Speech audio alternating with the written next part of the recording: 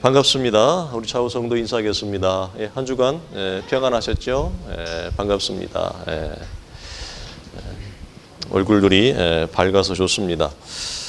우리는 드디어 광야의 시험과 유혹이라고 하는 큰 협곡을 넘어섰습니다.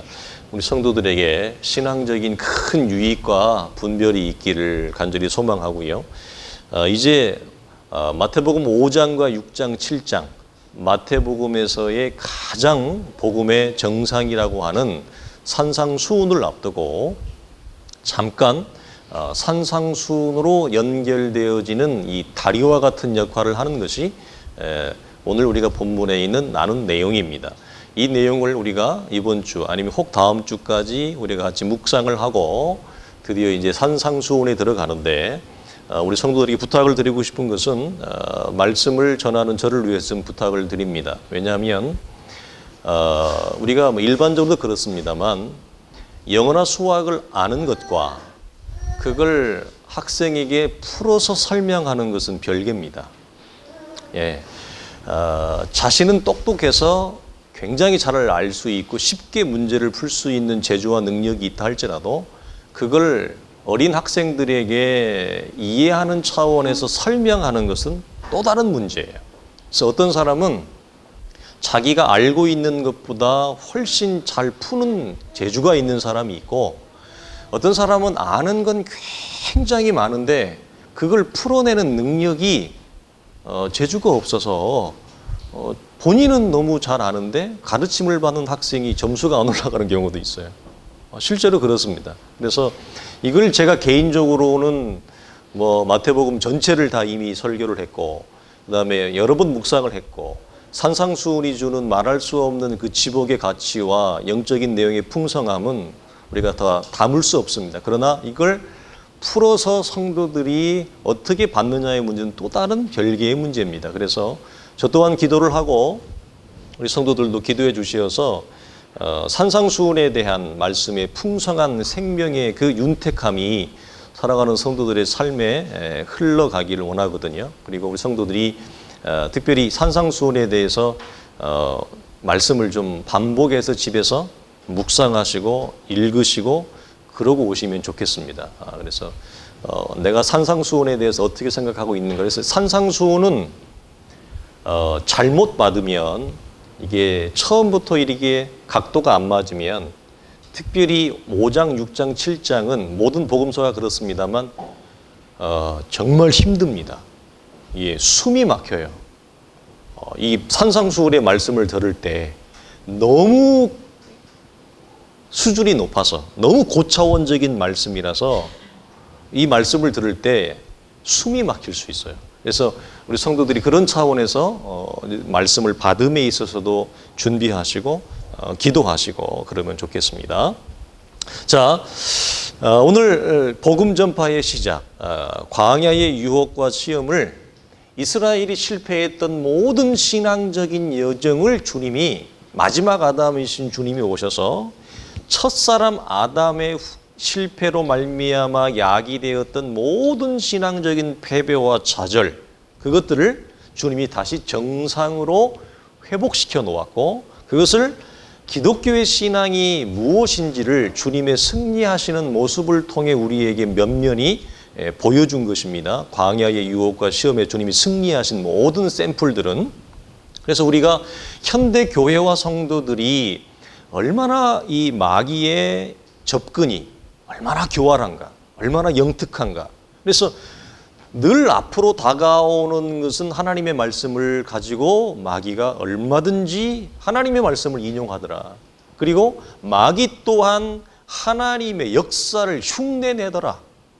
그래서 우리가 어떤 영적인 체험만을 우리의 삶의 중심에 둘 때는 얼마든지 우리의 신앙이 왜곡될 수 있다. 왜냐하면 말씀, 곧 가르침이 없는 영적인 은사와 체험이 신앙의 중심이 되어질 때 나타나는 부작용이 뭐냐?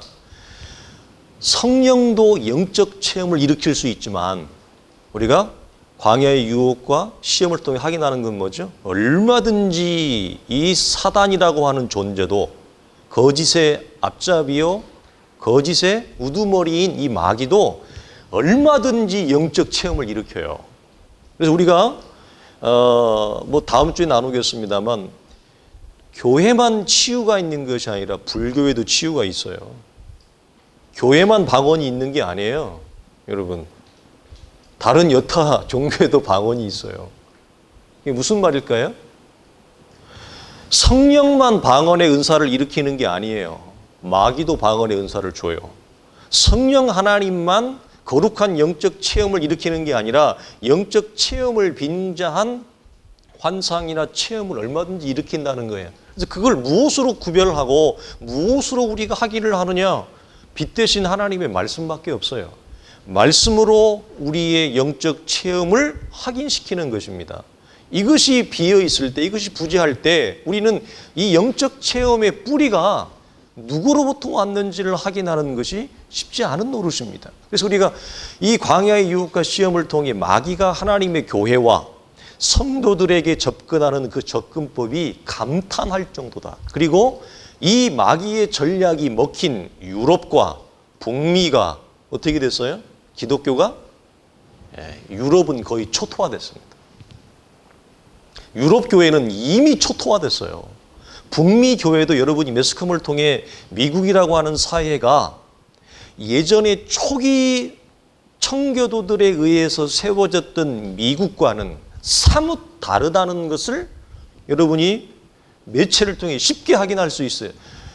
미국이라고 하는 나라는 철저히 기독교 정신, 하나님의 말씀을 그 국가의 헌법의 기본 근간과 정신으로 삼아서 세워진 나라예요. 철저히 기독교 국가입니다. 애국가가 찬송가예요. 그런 나라예요. 그렇죠? 우리는 유교와 불교의 나라입니다. 그런데 그런 철저히 기독교 정신에 의해서 건국되어진 미국이라고 하는 나라가 이 마귀의 책략과 유혹에 그들이 손을 잡자 오늘날 들려오는 미국의 매체의 소식을 여러분 들어보십시오. 그것이 과연 하나님의 다스림과 하나님의 통치와 하나님의 공평과 정의가 하수처럼 흘러 넘치는 나라의 경황인가? 전혀 기독교적인 모습을 보이지 못하죠.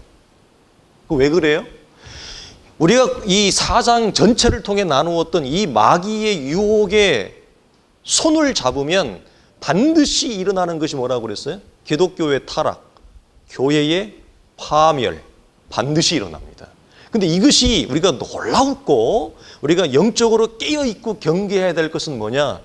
이것이 우리 민족, 우리 시대의 기독교 속에도 마귀의 책략은, 이 유혹은 여전히 들어왔다는 거예요. 이미 시작되었다는 거예요. 그래서 전 세계적으로 기독교의 복음의 성장률과 성장의 역사가 유례를 찾아볼 수 없을 정도로 경탄할 정도로 빠른 기독교의 성장세를 보였던 대한민국도 교회가 이미 성장을 멈추고, 이 스태그네이션, 성장을 멈추고 완전히 영적인 하강과 하강을 넘어서 침체에 들어간 적이 여러분 얼마나 됐어요?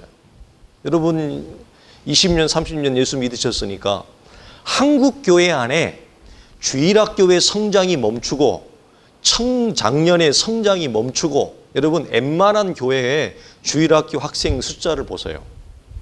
웬만한 교회의 청년들이 모이는 숫자를 보세요. 비교가 안 되게, 여러분 예전에 여름 성경학교 할 때 여러분 곰돌이 인형 쓰고 여러분 돌아봤어요? 북치면서? 네? 그 여름에 한번 돌으면 그냥 땀이, 저도 뭐 그거 쓰고 북치고 하면 애들이 지나가면서 막 장난치고 던지고 막 꼬집고 막 이랬는데 저도 그걸 했어요. 그때만 해도 그래도 조금 있었어요. 그러나 여러분 우리 시대의 여러분 교회를 보십시오. 이미 여러분 교회의 성장세는 영적 성장이건 숫자적 성장이건 멈춘 교회들이 대부분입니다. 그럼 멈추면 그 상태를 유지하느냐? 절대 유지하지 못한다. 영적으로 마이너스가 된다. 그래서 성장하는 교회가 극히 드문 시대가 되었습니다. 그래서 우리의 귀 속으로 어느 공동체가 하나님의 거룩한 역사와 성령의 기름 부으심의 역사를 통해 참된 부흥의 역사가 일어난다는 교회의 소식을 거의 들어보지 못하는 시대가 우리 속에 이미 시작된 지 오래예요. 그러니까 영적으로 우리의 현실을 잘 헤아려야 된다고 하는 부분입니다. 그래서 여러분, 이제 주님이 이스라엘이 실패했던 모든 실패, 그래서 여러분 우리가 성경을 통해 확인하는 게 뭐예요? 교회 역사를 통해 확인하는 것뿐만 아니라 이 마귀의 유혹에 넘어갔던 이스라엘이 보이는 영적 실패가 먼저예요. 이스라엘이 여러분 지금 영적인 그 대황폐함이 마귀의 책략에 넘어가서 지금까지 이어지고 있고, 이 마귀의 책략을 받아들였던 구라파 교회, 유럽 교회, 한국 교회도 적지 않은 교회들이 이런 것을 받아들이고 있죠. 우리가 이미 나누었어요. 황폐해지고 있잖아요. 여러분, 빛이, 교회는 빛이거든요. 흑암이 아니에요. 교회는 사망이 아니고 여러분 생명이에요. 그런데 생명이 돼야 될 교회가, 빛이 돼야 될 교회가 빛과 생명을 잃어버리면 늘 얘기합니다. 세상보다 못한 빛이 됩니다, 여러분. 이걸 기억하십시오. 목사가 타락하잖아요. 안 믿는 길거리의 주정뱅이보다 더 못한 사람이 됩니다. 여러분 기억하십시오. 교회가 여러분 영적으로 타락하잖아요. 빛과 생명을 잃어버리잖아요. 절보다 훨씬 못한 데가 됩니다. 이게 성경이 보이는 영적인 해안이에요. 이 말은 각자 예수를 믿는 성도 우리 한 사람이 하나님의 은혜와 빛과 생명을 잃어버리면, 너희는 빛이라 소금이라 했는데 그 빛과 소금의 존재성을 우리가 잃어버릴 때, 상실할 때 오는 영적 현실이 뭐냐? 하나님의 은혜를 전혀 모르는 사람, 하나님의 생명을 모르는 사람보다 못한 인격적 존재가 된다. 그런데 그것이 안타깝지만 우리가 걸어가는 우리의 삶의 걸음에서 어렵지 않게 경험할 수 있어요. 목회자인데 하나님을 알지 못하는 사람보다도 못한 삶을 살아가는 사람들이 있어요. 장로님인데, 권사님인데, 집사님인데 예수 안 믿는 사람들 중에 바른 생활 사나이보다 못한 삶을 살아가는 사람들이 어렵지 않아요. 이게 왜 그래요? 교회는 생명이며 교회는 빛이요, 교회는 하나님의 소금 자체인데 소금과 빛이 맛을 잃어버리면 어떻게 된다고 그랬어요? 길가에 버리워져 사람들에게 밟히어지느니라. 그래서 교회가 세상보다 못한 곳이 된다. 그래서 우리가 우리 시대에 듣는 게 뭐죠? 교회가 존재해야 될 이유가 뭐가 있느냐? 왜 예수쟁이들이 예수를 믿는 이유가 뭐냐? 교회가 제발 좀 어떻게 됐으면 좋겠다. 수없이 많은 교회당 밖에 있는 사람들이 교회를 향하여 가르치는 거예요. 일침을 놓는 거예요. 근데 우리는 우리끼리 뭐 거룩하다, 의롭다 얘기하는데 교회당 밖의 사람들은 우리를 전혀 거룩하게 안 봐요. 전혀 의롭다고 안 봐요. 거룩과 의는 상상할 수 없고 오히려 상식적인 수준에서도 밑도는 공동체가 되어지는 이런 현실을 우리가 경험한다. 왜 그럴까요? 교회가 복음을 잃어버렸기 때문에 그렇습니다. 교회가 하나님의 말씀의 정도를 벗어났기 때문에 그렇습니다. 교회가 사람을 끌어모으는, 장사하는 곳이 되었기 때문에 그렇습니다. 교회가 기독교의 신앙을 물질로 이해했기 때문에 그렇습니다. 교회가 여러분 하나님의 나라를 세상적 조건으로 채우는 것으로 가르쳤기 때문에 그렇습니다. 그리고 그거에 호응하고 그거에 맞장구를 쳤던 많은 사람들이 교회에 몰려들었습니다. 그래서 어떻게 하든지 이 땅에서 기독교의 이름으로 다른 사람보다 성공적인 삶을 살아가는 것이 기독교의 신앙이고, 그것이 하나님의 은혜이고 축복이고, 죽으면 하나님의 나라에서 우리에게 주어지는 천국의 상급이 있는데 그 천국의 상급조차도 철저히 물질적인 개념으로 전달하고 가르친 우리의 죄악된 파멸의 결과가 우리 시도 속에 여러분 이미 쏟아져 나왔어요. 여러분, 우리가 어떻게 예수를 믿어야 될까? 어떻게 신앙생활을 해야 될까? 고민하지 아니할 수 없습니다. 오늘 주님이 드디어 이 파멸과 파괴가 난무한 이스라엘에 오늘 선지자 이사야 예언의 말씀, 스불론 땅과 납달리 이 지파의 땅, 제가 단톡방에 올려드렸어요. 이 땅으로 올라가십니다. 올라가신 이유는 여기가 갈릴리 호수를 중심으로 펼쳐져 있는 공동체인데 이사야가 뭘 예언했느냐? 이 스불론과 납달리 지파의 땅은 어떤 곳이었어요? 흑암과 사망이 지배한 땅이었습니다. 왜냐하면 아수르 제국이 이스라엘을 침략했을 때 우리가 일제강점기 때도 일제가 처한 방법과 비슷한 거죠. 아수르가 이 이스라엘을 완전히 뿌리부터 갈아엎기 위해서 토착민들을 이주시키고 다른 이방인들을 이 북쪽 갈릴리 지역으로 혼합시켰어요. 피가 섞이도록. 그래서 원주민들은 밖으로 포로로 끌려가고 아수르 제국이 통치하고 있는 또 다른 영토의 다른 사람들을 이 북쪽 지역으로 강제 이주시킨 것입니다. 예전에 우리 간독 땅으로 우리 일제가 우리 사람들을 이주시킨 것처럼 비슷하죠. 그래서 이 땅은 사망의 고통과 절망의 신음이 난무하던 곳이었어요. 고대 시대의 사람을 해치는 방법은 상상할 수 없는 잔인함을 가지고 있습니다. 그래서 이 죽음의 고통과 모든 것을 잃어버리고 타지로 옮겨가는 강제로 이주가 되어지는 자들의, 그리고 가족이 부모와 자식이 헤어지고 부부가 헤어지는, 포로로 끌려가고 종으로 끌려가고 이리저리 헤어지는 것 가운데 그 사람들의 절망 어린 신음과 눈물이 난무했던 곳이 이곳입니다. 주님이 이곳으로 올라가셔서 오늘 말씀처럼 뭐라고 얘기합니까? 그 흑암이, 그 절망이, 그 사망이 생명으로 큰 빛을 발하게 되어지는 그 말씀을 선포하시는 이유는 하나님의 나라가 드디어 이 절망과 사망이 신음한 곳에 임하게 되어졌다라고 하는 말씀의 차원에서 주님이 이 말씀을 하게 되어지는 것입니다. 그의 의로운 입에서 선포된 첫 외마디의 외침은 회개하라, 천국이 가까이 왔느니라 라고 하는 말씀이에요. 이 말씀은 우리가 이미 한번 나누었습니다. 함축에 설명하면 이와 같아요. 이 말씀은 기차가 여러분 기적을 울리면서 플랫폼으로 들어옵니다. 그런데 기차가 들어오는데 선로에 어떤 사람들이 기차가 오는 것을 감지하지 못하고 서 있습니다. 영무원은 급하게 호루라기를 불며 선로에서 나오라고 외칩니다. 놀란 사람들이 재빨리 선로에서 벗어납니다. 이게 회개하라, 천국이 가까웠느니라고는 함축적인 표현입니다. 여러분, 천국은, 하나님의 나라는 기차가 플랫폼에 들어온 것처럼 이미 우리 가운데 와 있음을 여러분이 성경이 선포한다는 사실이에요.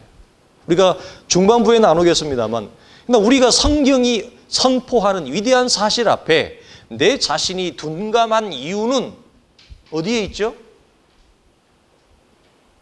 하나님의 나라가, 기차가 이미 내 삶에 당도했다, 도착했다고 하는 것을 우리가 경험하지 못하기 때문에 그렇습니다. 우리가 종말을 하면서 나누었습니다만 우리의 삶에서 하나님의 나라가 내 삶 가운데 왕처럼 통치로 다스림으로 말씀의 역사로 내 안에 현재적인 임함이 없으면, 임재가 없으면 우리는 동시에 무엇을 소망하지 않는다 그랬어요? 장차 완성될 하나님의 나라를 전혀 소망하지 못합니다. 이게 서로 연결이 돼 있어요. 우리가 앞으로 들어갈 새하늘과 새 땅, 영원한 하나님의 나라, 그 새 예루살렘에 대한 소망이 없는 그 근원이 뭐냐? 내가 살아가는 삶의 현장에서, 내 현실에서 나는 하나님의 나라가 이미 성경은 도래했다고 얘기했는데 내 삶에서 하나님의 나라 속에 내가 거하지 못하는 연유입니다. 그것은 우리가 장차 올 하나님의 나라를 바라보지 못하게 하는 영적인 어두움이 되는 것입니다. 여러분, 회개는 뭡니까? 귀차가 오는 것을 보고 선로에서 벗어나는 것이 회개입니다. 여러분, 만약 기차가 플랫폼으로 들어옵니다. 영부원이 소리를 칩니다. 그런데 만약 선로에서 벗어나지 않는다면 어떻게 되겠습니까? 하나님의 나라는 이와 같이 양면성이 있습니다. 어떤 얘기는 구원을, 기차가 오르는 것을 보고 영적인 경각심을 가지고 선로에서 벗어나는 자들에게는 구원과 생명을, 그러나 기차가 온다는 그 세례 요한의 선포에도 불구하고 자기 고집과 자기 아집으로 선로에 서 있는 사람이 있을 수 있습니다. 그들에게는 구원이 아니라 하나님의 심판입니다. 이렇게 양면성이 있음을 얘기합니다. 하나님의 나라는 여기 있다 저기 있다 할 것이 아니요 너희 안에 있느니라 말씀하신 이유가 바로 여기 있죠. 여러분, 우리가 중요한 것은 하나님의 나라는 현재 우리 가운데 이미 도착했고 우리의 삶에 진행되어지고 있음을 우리가 영적으로 감지하는 것입니다. 우리 성도들이 기초적으로 아는 것은 하나님의 나라가 가지는 큰 상징적이자 실제적인 의미는 뭐죠? 장소나 물질이 아니다. 예전에 제가 구리장로에 있을 때 많이 설교했는데, 천국, 하나님의 나라 하면 사람들이 생각하는 게 뭐냐, 이 보이는 푸른 하늘이 하나님의 나라일 거라고 상상을 해요. 그런데 여러분, 보이는 저 하늘이, 푸른 가은 하늘이, 창공이 아름다운 것은 사실이지만 그건 하나님의 나라가 아닙니다. 저 하늘을 넘어간다고 하나님이 계시지 않습니다. 그래서 하나님의 나라가 상징하는 실질적인 의미는 뭐냐? 장소의 개념이 아니에요. 공간의 개념이 아니에요. 또 하나, 장소와 공간의 개념이 아니라는 건 뭐죠? 물질적 개념은 더더욱 아니다. 그럼 하나님의 나라는 뭐냐? 하나님이 계신 곳이 하나님의 나라예요. 우리가 찬송가, 우리 옛날 많이 내 영혼이 은총 입어 중한저짐 벗고 나니, 그렇죠? 그전에는 하나님의 나라가 어디 있는지 몰랐는데 여기가 곧 하나님의 나라다. 그걸 우리가 찬송가를 통해 고백하는 거 아니에요? 하나님의 나라의 실제적 의미는 하나님이 계시는 곳이 하나님의 나라예요. 여러분, 천국이 왜 하나님의 나라예요? 하나님이 계시기 때문에 하나님의 나라고 천국이에요. 그래서 하나님의 나라가 가지는 가장 큰 의미는 그 하나님의 다스림을 내가 받고 있느냐, 그 하나님의 통치를 내가 받고 있느냐, 무엇으로? 하나님의 말씀을. 그래서 우리가 구약부터 신약을 강통하는 유명한 하나님의 말씀이 뭐죠? 들으라 이스라엘이여. 그래서 하나님의 말씀을 듣지 못하는 자는 하나님의 자녀가 아닌 것을 구약에서부터 얘기해. 내 백성이여 길을 세우고 들으라. 그래서 하나님은 항상 당신의 백성들에게 쉐마이라는 말을 쓰죠.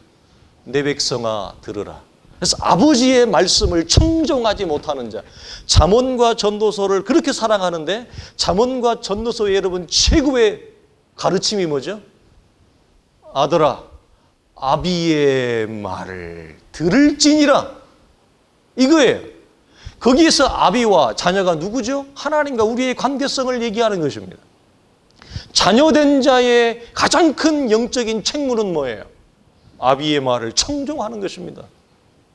자녀인데 아비의 말을 듣지 아니하는 자는 자녀의 관계성이 깨어지는 것이지요. 우리가 하나님을 아버지라 고백하면서 하나님의 다스림을 받는다고 하면서 하나님의 나라를 얘기하면서 천국을 말하면서 하나님의 말씀의 다스림과 통치를 내가 거부한다. 그것은 자녀된 자의 도리를 이탈하는 것입니다. 그것은 곧 내 삶에 하나님의 나라가 임하지 못하는 가장 큰 장벽이 뭐냐? 말씀의 다스림과 통치를 내가 거절하는 것입니다. 여러분, 주님이 회개하라 천국이 가까웠느니라라고 하는 이 외침 속에는, 당대의 이 외침 속에 무엇이 들어있냐면 이스라엘이 당신의 자녀인 거룩한 백성이라 자칭하는 이스라엘이 하나님의 나라를 어떻게 이해했냐면 이미 이 당시부터 물질적인 개념으로 이해했습니다. 우리가 지난주 지지난 나누었듯이 이스라엘이 기독교의 신앙과 하나님의 나라를 물질적인 개념으로 이해하는 것은 신약만 그런 게 아니라 출애굽한 이후에 이미 이스라엘은 금붙이를 갖다가 모아서 금송아지를 만들어 놓고 이것이 너희를 인도하여 낸 여호와로라 하고 그 앞에서 춤을 추며 경배했어요. 구약에도 이미 하나님의 나라를 물질로, 기독교의 신앙을 물질로, 여호와 우상으로 이해했고 바라보았던 이 잘못된 관점은 당대의 예수님이 오셨을 때까지 이어져요. 그래서 주님이 세례 요한을 통해 말씀하시고 당신의 의로운 일을 통해 말씀한 회개하라 천국이 가까웠느니라라고 하는 그 외침 속에 회개 돌이킴은 뭐냐? 너희는 천국을 물질로 이해하고 있다. 너희는 기독교의 신앙을 물질로 이해하고 있다. 그 물질로 이해하는 기독교의 신앙과 하나님의 나라에서 뭐하라? 돌이키라 이 말이에요. 근데 그 주님의 외침은 2020년이 지난 우리 시대에 우리에게도 어떡하죠? 안타깝지만 우리 시대의 교회와 우리 시대의 성도들에게 정면으로 이 말씀은 배치되지 않습니다. 충돌하는 말씀입니다. 우리 시대 여러분 기독교가 우리 시대의 예수를 믿는다고 하는 신앙을 고백하는 자들이 기독교의 신앙과 천국을 물질로 이해하지 않고 성경이 말하는 가치로 이해하고 있는 사람들이 있습니다만 여러분 얼마나 되겠습니까? 주님이 오늘 우리에게도 회개하라고 하는 외침은 어디에 있다? 기독교의 신앙과 천국을 물질로 이해하지 마라. 그래서 우리가 계시록에 보면 처음 땅과 처음 하늘이 없어지리라. 바다도 사라지리라. 심지어 하늘의 일월 성신이 빛을 비치지 않으리라 하는 이유는 하나님의 영광의 다스림이 얼마나 큰지 첫 창조물의 광명들이 존재하지 않는다. 여러분 우리가 살고 있는 이 은하계 속에 가장 큰 물질은 뭐예요? 태양이에요. 태양입니다. 태양처럼 가장 강력한 물질적인 에너지를 분출하는 게 어디 있어요?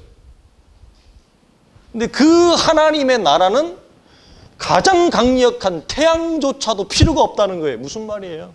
하나님의 나라는 어떤 나라다? 물질적인 나라가 아니다. 우리가 고린도후서에서 말하는 하나님의 나라에 들어가는 자들의 조건과 우리가 부활의 장래에 입게 될 영광스러운 몸은 철저히 물질적인 개념이 아니에요. 그럼 철저히 뭐예요? 영적인 개념이에요. 그래서 하나님의 나라는 오직 물질이 아니라 영이신 하나님이 온전한 다스림과 충만하심으로 통치하시는 그것을 우리에게 말씀해. 그래서 가장 물질에 어떻게 보면 큰 세력인 태양조차도 달조차도 뭐죠? 빛을 드러내지 못하고 사라질 거라고 얘기하십니다.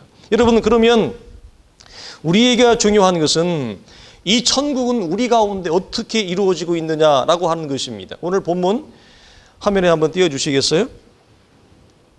오늘 본문 말씀을 보면 이렇게 얘기합니다.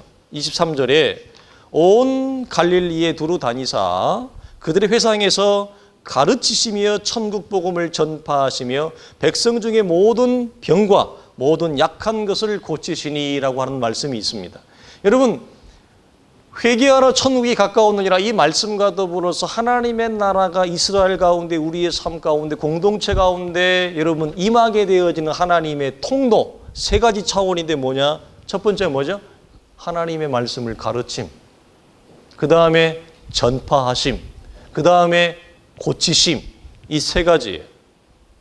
여러분 이 세 가지 하나님의 사역을 통해서 나타나는 하나님의 나라, 우리의 삶을 통해 임하게 되고 우리의 삶을 통해 누리게 되고 체험하게 될 천국을 우리가 맛볼 수 있는 경로가 뭐냐? 가르침과 선포, 즉 전파하심과 고치심이에요. 한번 물어보겠습니다, 여러분.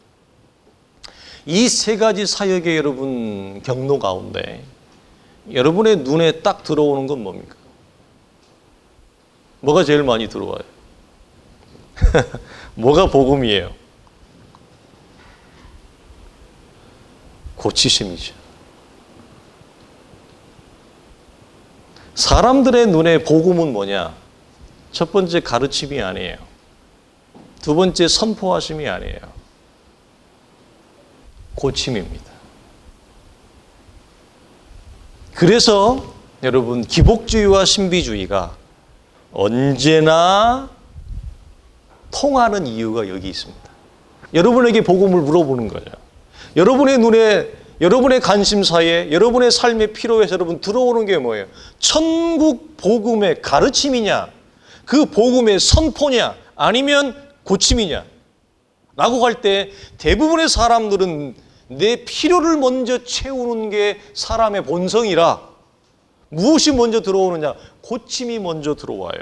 그러나 여러분 이 고침은 복음이 아닌 것은 아니지만 주님은 복음의 우선순위를 가르침과 선포하심 이후에 동반되어지는 치유의 역사가 항상 뒤에 나타난다 라고 하는 사실을 여러분 기억하십시오. 여러분 가르침과 전파하심은 사실 동전의 양면과 같습니다. 가르침 속에 선포가 있고 선포하심 가운데 가르침을 병행하시지요. 여러분 이 가르침과 선포를 현대 교회의 우리 시대의 언어로 바꾸면 뭘까요? 가르침이 있고 가르침 가운데 하나님의 말씀을 선포함이 있는, 즉 동전의 양면과 같이 하나의 구절로 하나의 통로로 우리 시대에 여러분 전달되어지는 게 뭘까요? 원어적 의미로도 전혀 틀리지 않습니다. 설교입니다. 설교는 가르침과 선포가 공존합니다. 그렇지 않습니까? 설교가 가르침과 전파가 공존합니다. 동전의 양면과 같습니다. 주님이 하나님의 나라를 드러내었던 가장 강력한 통로는 뭐냐? 당신의 거룩한 말씀이었어요. 그래서 하나님의 말씀이 우리 가운데 온전한 통치와 다스림으로 임했다라고 하는 사인이 뭐라고 그랬어요? 흑암이 사망으로, 흑암이 생명으로, 사망이 생명의 빛으로 바뀌어지는, 흑암이 빛으로 바뀌어지는 역사를 보여주시는 이유 중에 하나가 뭐라고 그랬어요? 내가 하나님의 자녀가 되었어. 내가 하나님의 나라의 온전한 통치와 다스림이 내 안에 일어났다라고 하는 사인으로 하나님이 어떤 사람에게 찾아와서 마음을 만집니다. 마음에 심한 병을 가지고 있는 사람에게 하나님이 그 마음을 만져서 마음의 병을 고치십니다. 여기 보면 모든 병과 모든 약한 거라고 돼 있어요. 재미있는 게 뭐냐면, 그러니까 이 소문이 수리아, 저 북쪽에 지금으로 말하면 수리아가 시리아 땅인데 시리아 땅까지 온 갈릴리와 온 수리아까지 다 퍼진 거예요. 그러니까 의술이 발달되기 이전의 사람들에게 질병은 얼마나 큰 고통이었겠어요. 그러니까 모든 질병과 모든 아픔을 가지고 있는 자들이 주님께 다 나온 거예요. 그런데 주님이 하나님의 나라가 임했다라고 하는 사인으로 당신께 찾아온 모든 사람들을 먼저 다 고쳐주었어요. 얼마나 여러분 폭발적인 반응이 일어났겠어요. 그래서 시리아에서까지 사람들이 찾아오게 되어졌다고 성경은 얘기합니다. 여러분, 어떤 사람은 하나님의 나라가 임한 사인으로 그가 고질적으로 가지고 있는 질병을 고칠 수도 있습니다. 우리가 다음 주에 나누겠습니다만 성경은 이걸 약속합니다. 그런데 하나님의 약속과 이 질병의 치유와 고침을 성경은 약속합니다. 우리가 현장에서 경험하는 건 뭐냐? 왜 그런데 어떤 사람은 고침이 일어나고 어떤 사람은 치유가 일어나고 어떤 사람은 여전히 모든 병과 모든 약함 가운데 그대로 있느냐라고 하는 것입니다. 그 차이를 우리가 어떻게 여러분 이해할까요? 어떻게 여러분 영적으로 정리할까요? 그 부분을 다음 주에 더 이어서 여러분 나누겠습니다. 여러분 어쨌든 하나님의 나라가 임했다라고 하는 이 거룩한 선포의 증거의 한 차원이 뭐냐? 불치의 병이 치유되어지는 것. 그래서 여러분 지금도 저는 이것을 기본적으로 믿고 있습니다. 기본적으로 믿고 있다는 건 뭐냐? 하나님의 말씀이 말씀하신 대로 모든 병과 모든 약한 것을 고치신다고 주님이 1차적으로 치유의 역사가 일어난다고 말씀하셨으니 이걸 저는 기본적으로 1차적으로 문자적으로 믿습니다. 그러나 혹 우리가 목회를 하다 보면 믿음의 걸음을 걸어가다 보면 어떤 분은 이 모든 병과 약한 것에서 예외가 되어지는 분이 있습니다. 그걸 우리가 어떻게 받아들일 거냐는 거예요. 그럴 때 우리가 그걸 어떻게 이해해야 될 거냐는 거예요. 다행스럽게도 성경을 보면 믿음의 거룩한 사람들이 대표적으로 사도 바울과 같은 경우는 사도 바울이 지나가는 곳에 거룩한 역사, 치유의 역사, 기적의 역사가 다 일어납니다. 근데 자기는 고치지 못하는 불치의 병을 가지고 있습니다. 아주 좋은 우리에게 주는 영적인 해안입니다. 그 모든 병과 모든 약한 것을 고친다라고 했던 것이 왜 사도 바울에게는 예외였냐 이거예요. 그렇죠? 그러면 사도 바울은 우리가 흔히 하는 말로 기도를 많이 안 해서 그렇잖아요. 새벽 기도를 안 나왔거든. 빼먹었어. 100일인데 99일하고 하루 출석을 못했어. 그것 때문에 그럴까? 사도 바울은 우리보다 믿음이 연약해서 우리가 늘 하는 말이 뭐라고요? 왜 이러지 않아? 너희는 믿음이 부족한 영혼이라. 그럼 사도 바울이 믿음이 없어서 그 우리가 알지 못하는 불치의 병이 고침을 받지 못했을까? 그렇게 접근할 수 없죠.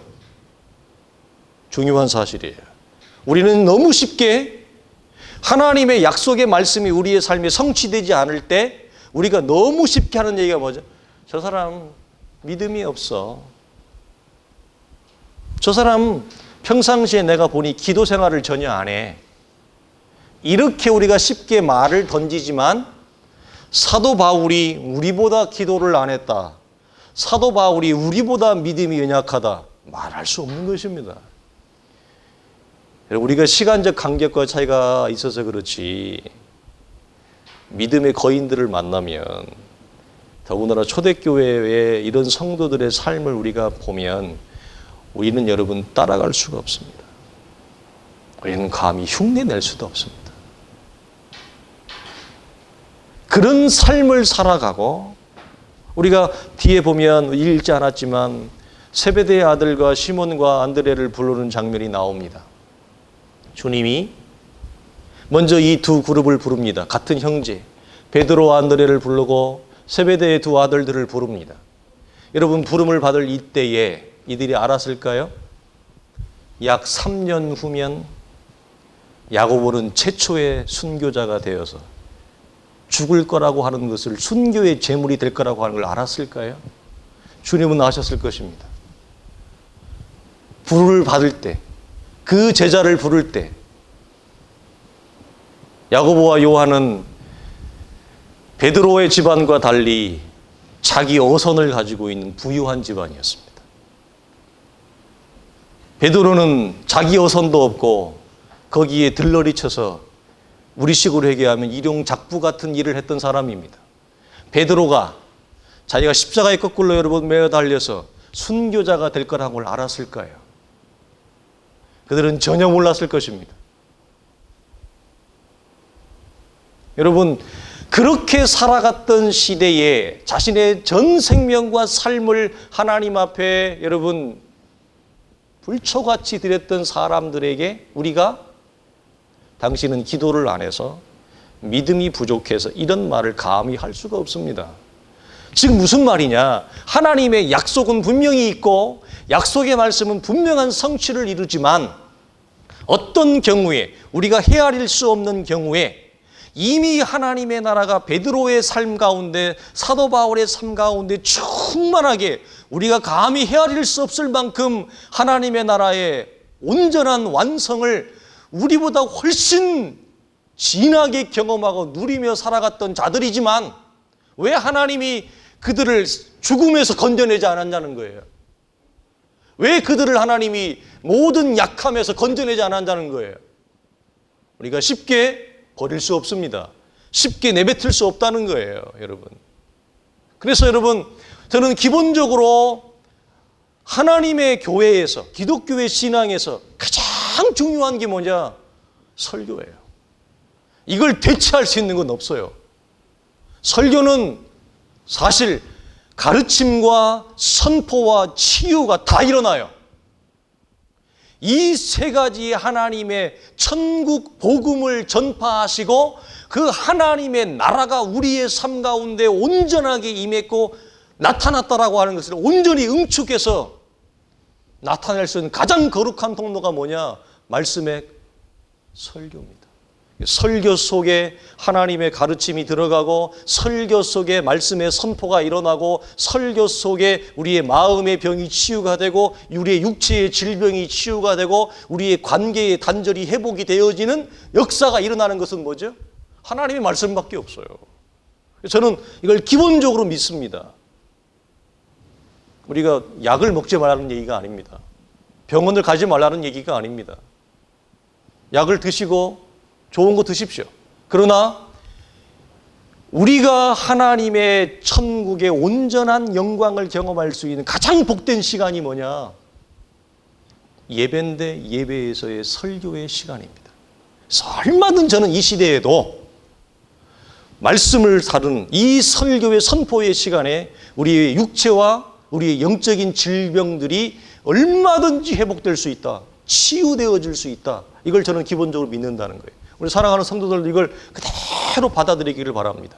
그러나 혹 그럴지라도 예배적으로 우리의 삶에 여전히 내가 가난 가운데 있습니다.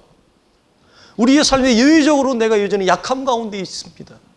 내 삶에 여전히 해결하지 못하는 관계의 아픔이 있습니다. 그럴 수 있습니다. 그것을 내가 기도하지 않아서 내가 믿음이 약해서 라고 쉽게 다른 성도를 정죄하지는 말라는 것입니다. 우리가 알 수 없는, 다 헤아릴 수 없는 하나님의 일하심이 있습니다. 그 약함을 통해 하나님이 이루어 가시는 하나님의 의가 있다 이 말이에요. 그 질병을 통해 하나님이 나를 만들어 가시는 하나님의 의, 하나님의 구원의 역사가 있다 이 말이에요. 우리는 그것 또한 인정하는 것입니다. 사랑하는 성도들이에요. 여러분 말씀을 마치기를 원합니다. 여러분 하나님의 나라가 우리 가운데 임했다. 그리고 중요한 것은 내가 그 하나님의 나라에 여러분 들어와 있는 거예요. 여러분 성경이 아무리 위대한 선포를 하고 여기 설교자가 얘기를 하지만 지금 내가 하나님 나라 밖 외인이거나 하나님의 나라의 중심에 들어와 있지 않다면 아무런 의미가 없는 것입니다. 여러분 내 삶에 현실적으로 중요한 것은 하나님의 나라는 먹는 것과 마시는 것이 아니요 오직 성령 안에서 뭐라고 그랬어요? 의와 평강과 희락이니라. 이게 뭐예요?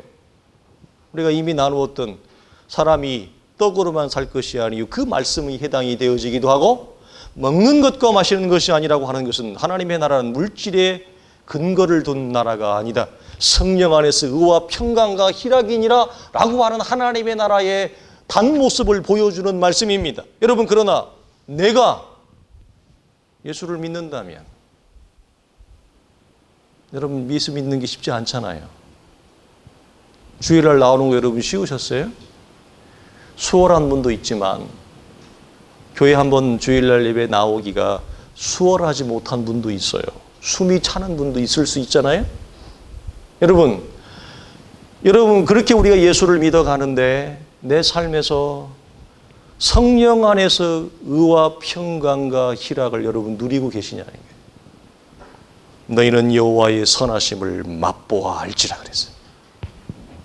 나는 내 삶에서 하나님의 의가 맛보아지냐는 거예요. 하나님의 샬롬이 맛보아지는 거냐는 거예요. 하나님의 희락이 맛보아지는 거냐는 거예요.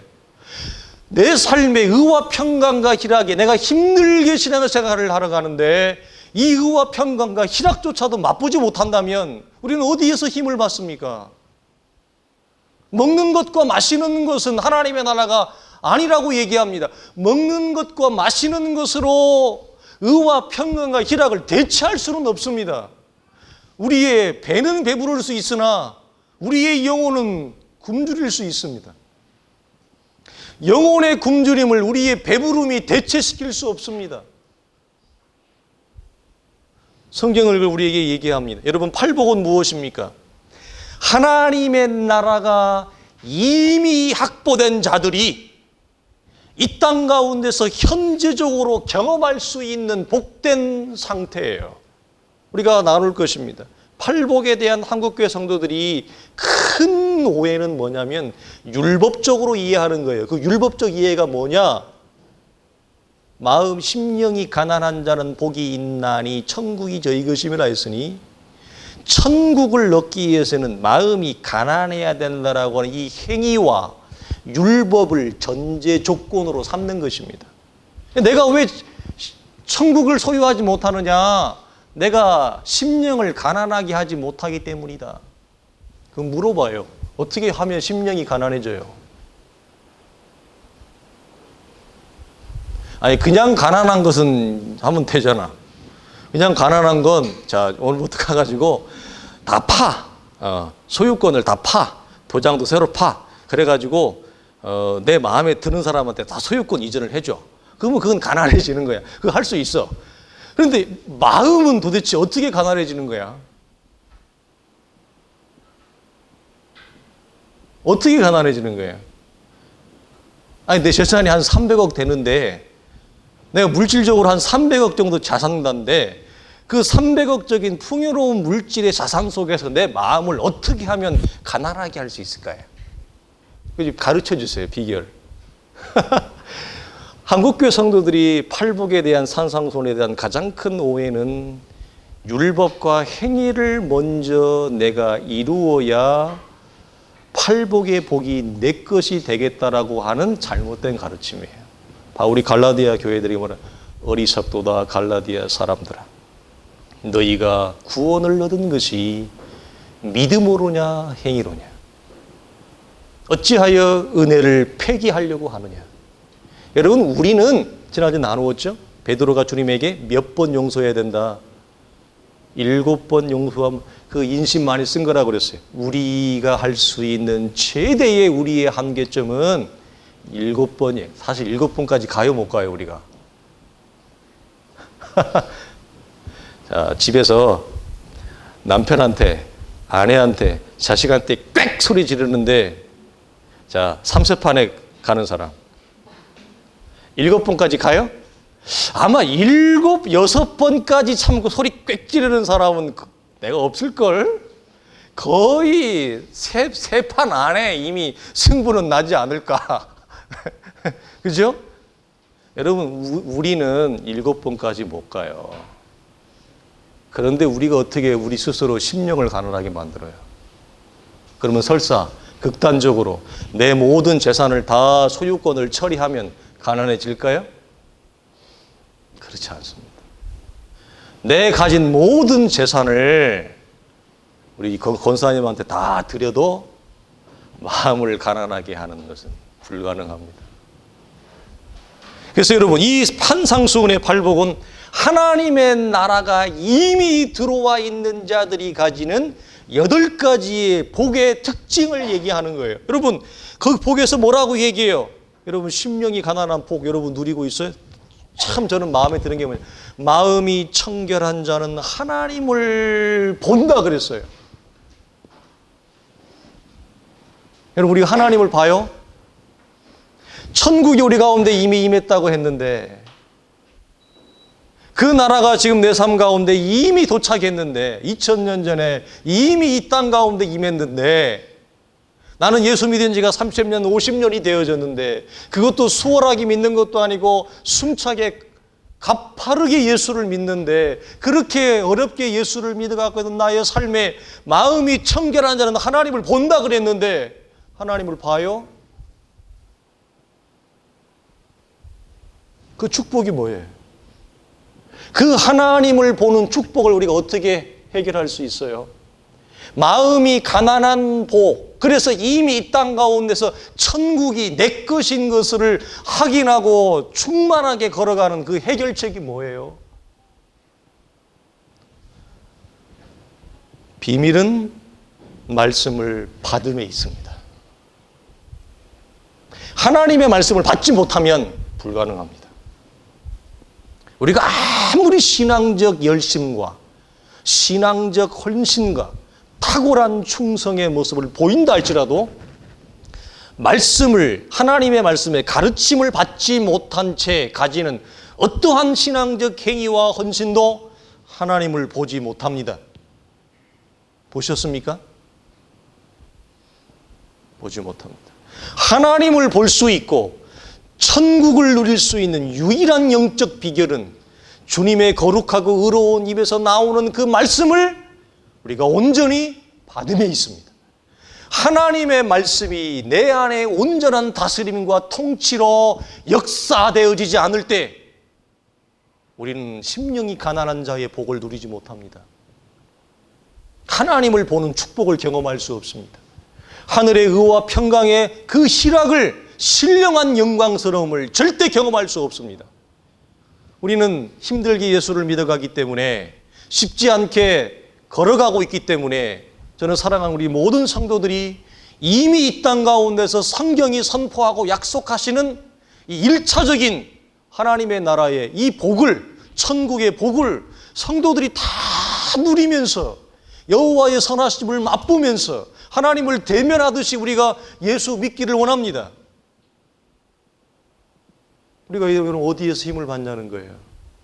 어디에 여러분 우리의 희락의 원천이 어디에 있어요? 제가 늘 얘기하죠. 돈이 주는 희락 잠깐이에요. 자식이 주는 희락 돈보다 오래 가요. 자식이 주는 희락? 제가 우리 아들 이름을 아이삭이라고 어릴 때 지었어요. 이삭이라고. 그 이삭이 웃음이잖아요. 뜻이. 제가 아이삭이라고 지었던 이유가 힘든 유학생활 중에 웃음을 주는 하나의 그 조각이 뭐냐, 파이가 뭐냐, 아이가 나에게 웃음을 줘요. 그래서 내가 하민이가 그 영국 유치원도 아니고 영국은 타가소 같은 개념이 아직도 있어요. 타가소를 갈 때 이름을 지어라, 영어로. 그래서 이 아이가 나를 볼 때 지쳐있는 나의 삶에 웃음을 주는 한 그 파이가 뭐냐, 조각이 뭐냐, 아이의 눈망울이에요. 그래, 너는 영어 이름을 아이삭이라 짓자. 그랬어요. 여러분, 자식이 우리에게 웃음을 주지 않습니까? 그죠? 자식이 우리에게 여러분 기쁨을 줍니다. 하나님이 이 땅을 살아가는 동안 힘드니까 우리에게 낙을 준 것 가운데 하나가 뭐냐? 우리의 자식입니다. 그리고 사랑하는 아내요, 남편이요, 가정입니다. 그리고 직장입니다. 일입니다. 이런 차원에서 노동과 일은 거룩하다고 성경은 얘기합니다. 여러분, 일이 우리의 기쁨을 줍니다. 여러분, 일을 하는 사람이 일이 없어 보세요. 말할 수 없는 고통이죠. 일은 우리의 기쁨을 줍니다. 분명히 줍니다. 그러나 여러분, 이 모든 것들은 우리가 예수를 믿어가는데 근원적인 원천은 되어지지 못합니다.